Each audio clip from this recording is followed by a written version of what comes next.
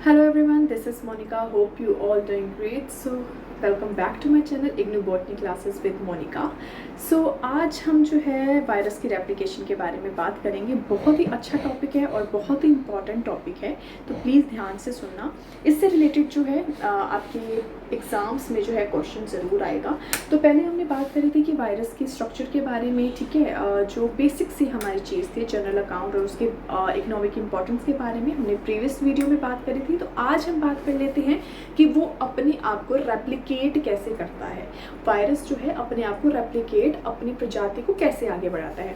So virus is a obligate parasite. हमें पता है कि वायरस जो है ऑब्लिगेट पैरासाइट होते हैं जो कि दूसरों पर डिपेंड करते हैं अपने आप को रेप्लिकेट करने के लिए, ठीक है। तो वही बात यहाँ पर कही गई है कि virus is obligate particle which require host cell to replicate. उनको किसी होस्ट सेल की ज़रूरत पड़ती है अपने आप को रेप्लिकेट करने के लिए। अब जो रेप्लिकेशन है वो 6 स्टेप्स में होती है। रेप्लिकेशन जो है हमेशा 6 स्टेप्स में होगी। पहला जो है attachment, then penetration, third one is uncoating, then biosynthesis, fifth one is maturation यानी कि असेंबली, और जो 6th है लास्ट स्टेप जो है वो है रिलीज, ठीक है। तो हम बात कर लेते हैं पहले स्टेप की, अटैचमेंट की, ठीक है। अटैचमेंट का मतलब पता ही है हमें, हिंदी में हम क्या कहते हैं अटैचमेंट को, किसी के साथ चिपक जाना। ये वायरस है, ये होस्ट सेल है। सपोज ये जो है वायरस और ये होस्ट सेल है, तो जब ये वायरस यहाँ पर अटैच हो जाएगा, यहाँ पर एड्सॉर्ब हो जाएगा, उसे जो हम अटैचमेंट कहते हैं, ठीक है। तो attachment is also known as adsorption, ठीक है। Virus first come contact with the host cell, ठीक है, and break the barrier. Virus only attack particular cell of particular organisms. अब जैसे एग्जांपल यहाँ दिया हुआ है कि HIV, hepatitis B and polio. HIV हमें पता है कि इम्यून सेल पर जो अटैक करते हैं, हेपेटाइटिस बी लीवर सेल्स पर अटैक करेंगे, और पोलियो वायरस जो है हमारे नर्वस सिस्टम पर अटैक करेंगे। तो क्या बताया गया है कि वायरस जो है पर्टिकुलर सेल पर ही अटैक करते हैं। उनको पता होता है कि हाँ जी किस जगह अटैक करना है, ठीक है, कौन से सेल पर अटैक करना है। एग्जाम्पल मैंने आपको बताई थी है HIV, हेपेटाइटिस बी और पोलियो। HIV जो है इम्यून सेल्स पर, हेपेटाइटिस बी लीवर सेल्स पर, और जो पोलियो वायरस है वो जो है हमारे नर्वस सिस्टम पर अटैक करता है, ठीक है। अटैचमेंट हो गया, हमें पता चल गया अटैचमेंट कि वो कैसे करता है। होस्ट सेल है, वायरस अटैच कर जाएगा, ठीक है। अब सेकंड क्या है, पेनिट्रेशन। पेनिट्रेशन का मतलब होता है भेदन। पेनिट्रेशन का हिंदी में मतलब होता है भेदन। अब कैसे होता है, once the virus attached to the cell membrane it penetrate either endocytosis या फिर फ्यूजन। जब एक बार जो है सेल, जो वायरस है वो सेल मेम्ब्रेन के साथ अटैच हो जाता है, पहला स्टेप जैसे अटैच हो जाता है सेल मेम्ब्रेन के साथ, वो क्या है अपने आप को पेनिट्रेट करना स्टार्ट कर देगा, ठीक है।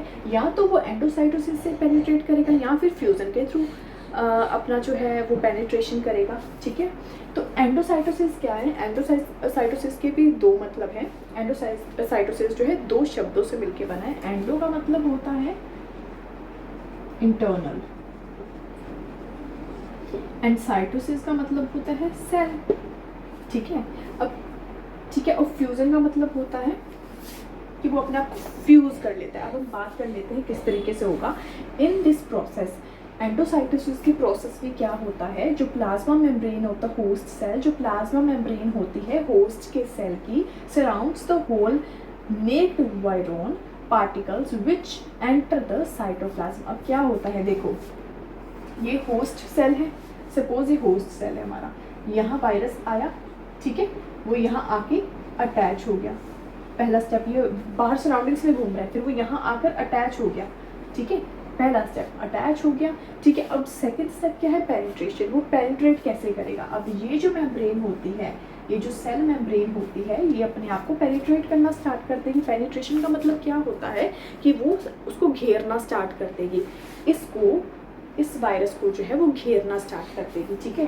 तो कैसे घेरेगी, सपोज ये वायरस है, ठीक है, तो धीरे धीरे क्या करेगी, ये जो मेम्ब्रेन है इसको घेरना स्टार्ट कर देगी, इसको घेरना स्टार्ट कर देगी, ठीक है।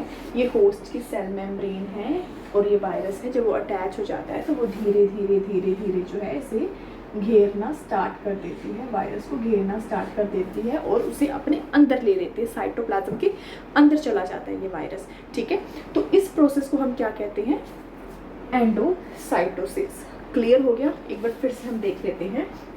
इन this process the plasma membrane of the host cell, जो प्लाज्मा मेम्ब्रेन है, प्लाज्मा मेम्ब्रेन होती है, ठीक है, कि प्लाज्मा मेम्ब्रेन है, प्लाज्मा मेम्ब्रेन क्या करती है, धीरे धीरे उसे जो है सराउंडिंग से घेर लेती है और फिर उसको अपने अंदर यानी कि साइटोप्लाज्म के अंदर उसे रिलीज कर देती है। ठीक है, सराउंड्स द होल न्यूक्लियन, ठीक है, particles, virus particles which enter the cytoplasm, फिर वो अपने साइटोप्लाज्म के अंदर चली जाती है। ठीक है, वायरस जो है साइटोप्लाज्म के अंदर चला जाता है। In case of enveloped virus, ठीक है, दो तरीके के वायरस होते हैं, या तो नेक्ड होगा जिनके ऊपर कोई प्रोटेक्टिंग कवरिंग नहीं होगी, एक होता है एनवेलप्ड जिनके ऊपर जो है कवरिंग प्रेजेंट होती है। जैसे ये वायरस है, ये वायरस है, इनके ऊपर जो है कवरिंग प्रेजेंट होती है, और ये नेक्ड होते हैं जिनके ऊपर कोई कवरिंग नहीं होती। ऐसे वायरस होते हैं जिनके ऊपर कोई कवरिंग नहीं होती। ठीक है, मैं फिर से यहाँ डायग्राम बना देती हूँ। यहाँ पे शो नहीं हो रहा नीचे, तो मैं यहाँ पे बना देती हूँ। अब दो तरीके के होते हैं ना, एक होते हैं ये रहा हमारा वायरस, ठीक है, इनके ऊपर जो कवरिंग होगी ये एनवेलप्ड वायरस होंगे जिनके ऊपर कवरिंग होती है। ठीक है, और कुछ ये नेक्ड होते हैं जो सिर्फ प्रोटीन और जेनेटिक मटेरियल से बने होते हैं। इनको कहते हैं नेक्ड वायरस, इनको कहते हैं एनवेलप्ड वायरस। अब यहाँ बात करी गई है in case of enveloped virus, इस वायरस के में क्या होता है, the envelope fuse with the vesicle membrane, यानी कि जो है ये जो है मेम्ब्रेन उसी मेम्ब्रेन के साथ फ्यूज कर लेगी। ठीक है, resulting in the release of the nucleocapsid in the cytoplasm. अब क्या था, नेक्ड में तो क्या होता है, नेक्ड वायरस में क्या होता है कि वो एंडोसाइटोसिस के थ्रू जो है वो उसको अपने साइटोप्लाज्म में एंटर कर देता है। लेकिन एनवेलप में क्या होता है, ये जो होती है एनवेलप, ये जो कवरिंग होती है, ये एनवेलप मेम्ब्रेन जो होती है, ये जो है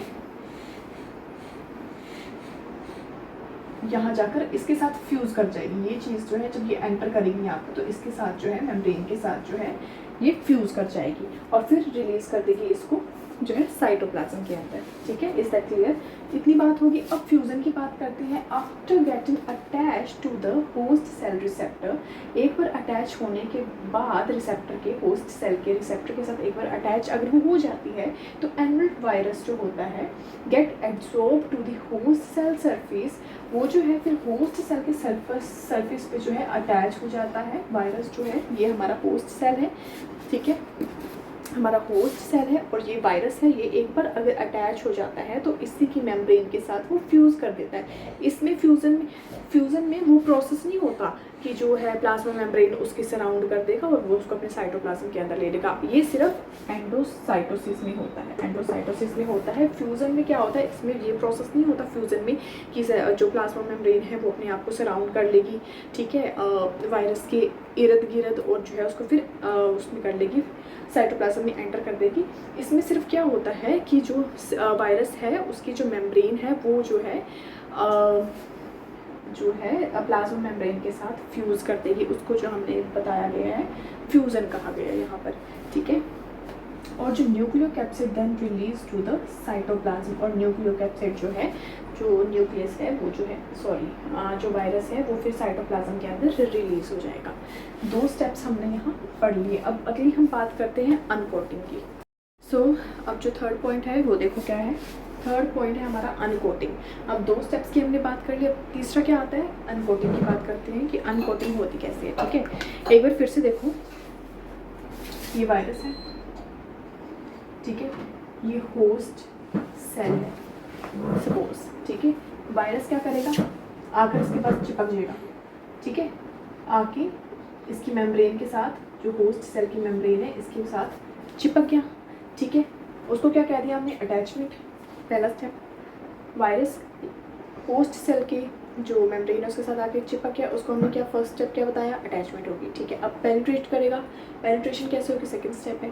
पेनिट्रेट क्या करेगा, दो तरीके से जो मैंने आपको बताया है, या तो एंडोसाइटोसिस के थ्रू उसको पेनिट्रेट करेगा, उसको अपने साइटोप्लाज्म में ले लेगा, या फिर फ्यूजन के थ्रू जो है वो अपने आप उसको अपने अंदर ले लेगा, ठीक है। तो एंडोसाइटोसिस मैंने आपको बताया है, या तो वो सराउंड में ऐसे हो जाएगी, या तो इसको ऐसे सराउंड कर लेगी, ठीक है। एंडोसाइटोसिस के थ्रू वो पेनिट्रेट करेगी, फिर इसको इसमें साइटोप्लाज्म में एंटर कर देगी। या फिर दूसरा क्या बताया पेनिट्रेशन के अंदर, दूसरी किस तरीके से करेगी, ये जो है इसके अंदर जो इसकी जो है एनवलप होगा, ये प्लाज्मा मेम्ब्रेन के साथ जाके फ्यूज़ हो जाएगा, ये जो है फ्यूज़ हो जाएगा इसके साथ, ठीक है। तो वो उस तरीके से जो है चली जाएगी उसके अंदर, साइटोप्लाज्म के अंदर ये वायरस चला जाएगा, ठीक है। अब हम तीसरे सेकेंड स्टेप भी हो गया, समझ आ गई। अब जो है तीसरी अनकोटिंग, अब करते हैं तीसरे स्टेप के बाद अनकोटिंग।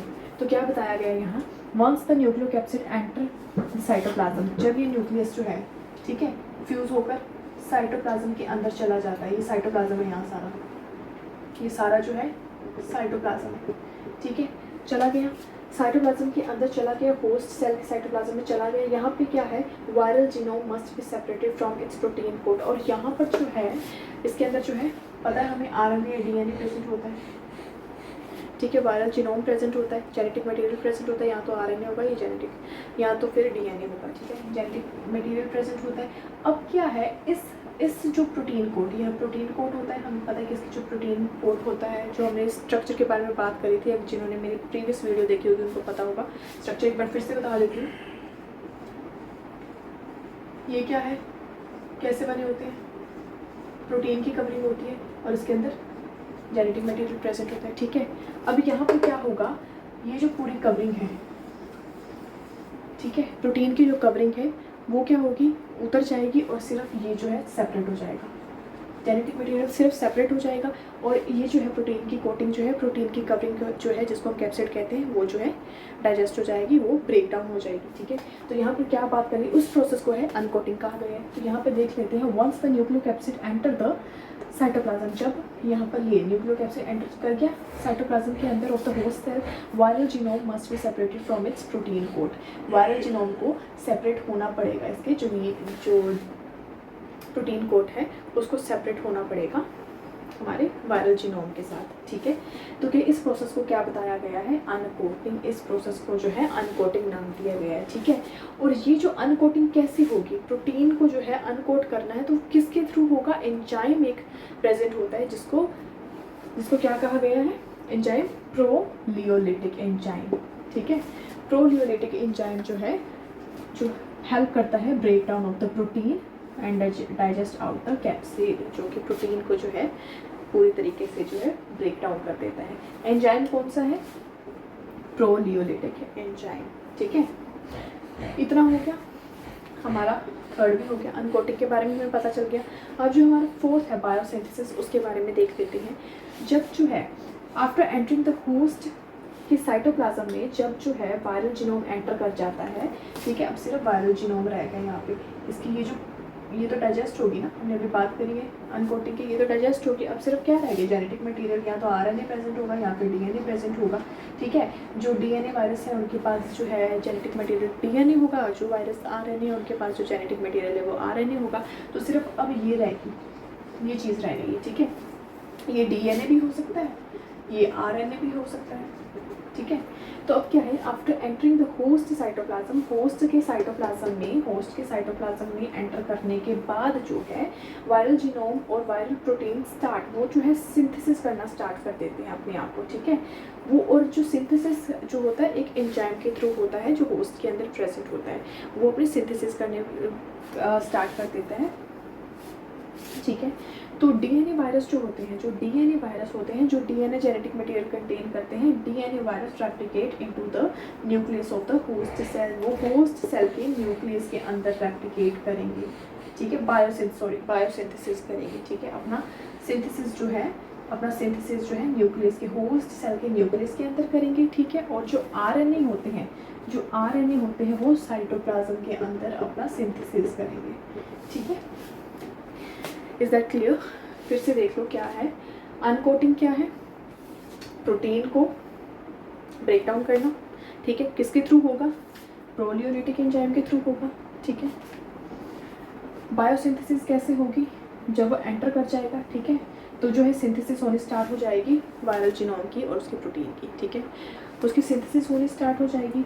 जो डीएनए वायरस होते हैं जो कि कंटेन करते हैं डीएनए जेनेटिक मटेरियल, वो अपने आप को कहाँ सिंथेसिस करेंगे, न्यूक्लियस के अंदर।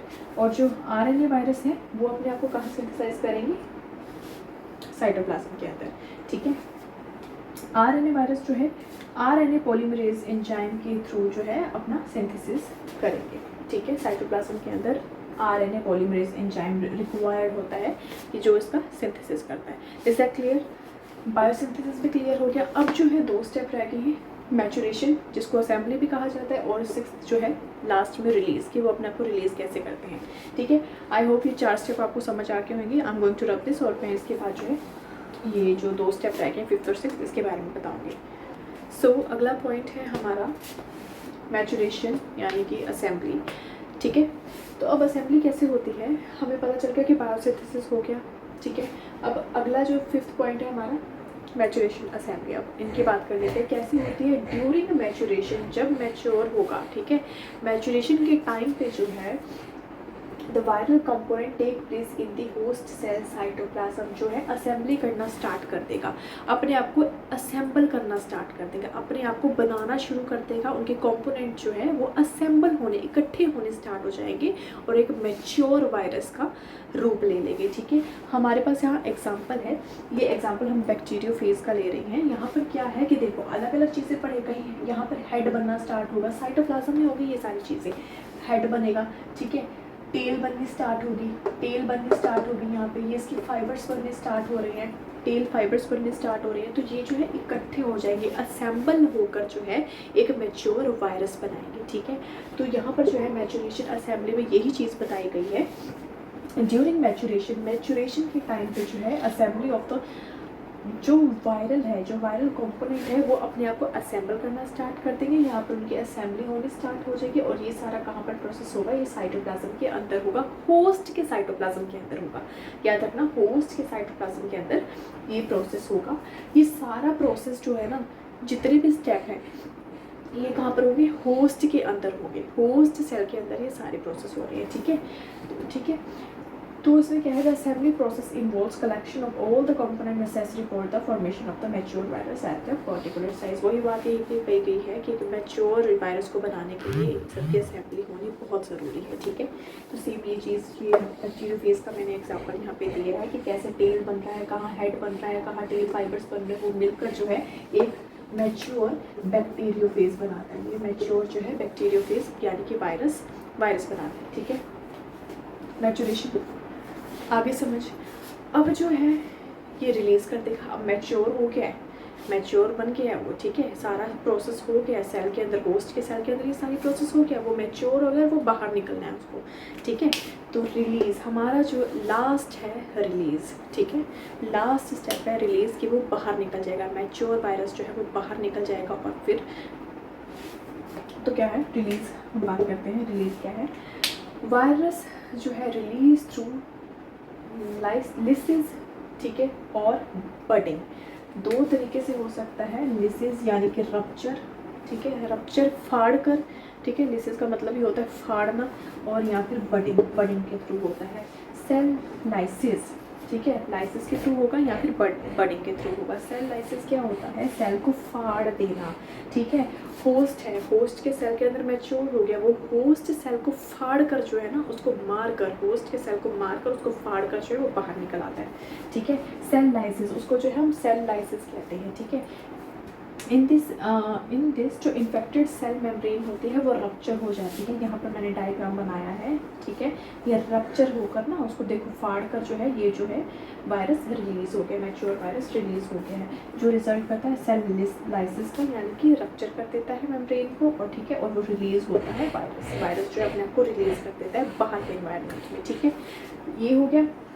अब बडिंग के थ्रू कैसे रिलीज करता है, वंस द न्यूक्लियोकैप्सिड असेंबल, एक बार जो है न्यूक्लियोकैप्सिड अपने आप को असेंबल कर लेगा, एक मैच्योर न्यूक्लियस बन गया, ठीक है, ये जो बन गया तो ये क्या करेगा, ये पुश करेगा प्लाज्मा मेम्ब्रेन को, जो होस्ट सेल है उसकी प्लाज्मा मेम्ब्रेन को है पुश करना स्टार्ट करेगा, ठीक है, पुश करके ना वो बाहर निकल जाएगा, ठीक है। लेकिन यहाँ पर बडिंग में जो है होस्ट सेल के वो डेथ नहीं होती, वो नहीं मरता, क्योंकि जो है प्लाज्मा मेम्ब्रेन जो है अपने आप को फिर से जो है बनाना स्टार्ट कर देती है, अपने आप को एडजस्ट कर लेती है, वो अपने आप को बनाना स्टार्ट कर देती है। तो बडिंग में जो होता है, जो होस्ट सेल है वो रप्चर नहीं होता, ठीक है। जस्ट प्लाज्मा मेम्ब्रेन पुश करता है वो, ठीक है, वायरस जो है पुश करता है प्लाज्मा मेम्ब्रेन को और वो रिलीज़ हो जाता है, ठीक है। तो इसमें जो है सेल की जो है, होस्ट सेल की जो है डेथ नहीं होती। सो हमने जो है आज जो है रेप्लिकेशन ऑफ वायरस की बात कर ली है। आई होप आपको सारे जो है स्टेप्स समझ में आ गए होंगे। 6 के 6 स्टेप्स मैंने आपको बता दिए हैं। सो आज का टॉपिक बस इतना ही।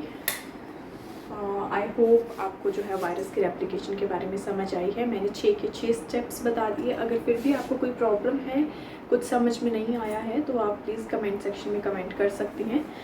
सो आज के लिए बस इतना। कल मिलते हैं एक न्यू वीडियो के साथ, एक न्यू टॉपिक के साथ। Thank you so much.